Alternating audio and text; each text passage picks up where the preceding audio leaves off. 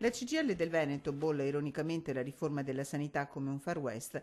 La maggioranza in Consiglio regionale deposita un maxi emendamento in commissione, ha accolto alcune istanze del territorio, a partire dal ruolo della conferenza dei sindaci e del direttore sanitario, porte aperte al dialogo con la minoranza. Immutato il pesante giudizio dell'organizzazione sindacale che contro il progetto Azienda Zero targato Giunta Zaia indossa ironicamente la stella di sceriffo e chiede l'avvio di un confronto. Il 75% del bilancio di tutta la regione, le nostre tasse, gli chiavi in mano al direttore dell'Azienda Zero. E chi lo no?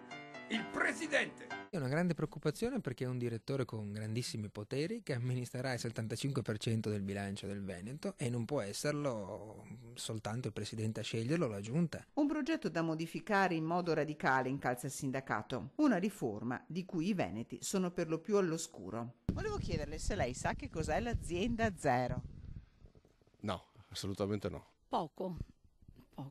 È quella che vuole fare Zaia. Secondo lei potrebbe essere un bene o un male per la sanità veneta? Ma secondo me è un bene.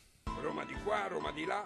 Poi dalla poltrona di Venezia il pistolero capo rade al suolo le ULSS. Che bel federalismo! Che fine fanno i reparti? E i servizi? Dove andranno a curarsi i veneti ora? Una riforma da rivedere a partire dalla riduzione del numero delle ULSS, secondo la CGIL. Il governatore, il presidente della regione, dice 60 milioni di euro. 60 milioni di euro sono lo 0,7% della spesa, cioè noi chiudiamo 21 ULSS e esternalizziamo il 75% del bilancio per risparmiare lo 0,7%. Mi pare che gli obiettivi siano altri, ma nessuno li voglia dire.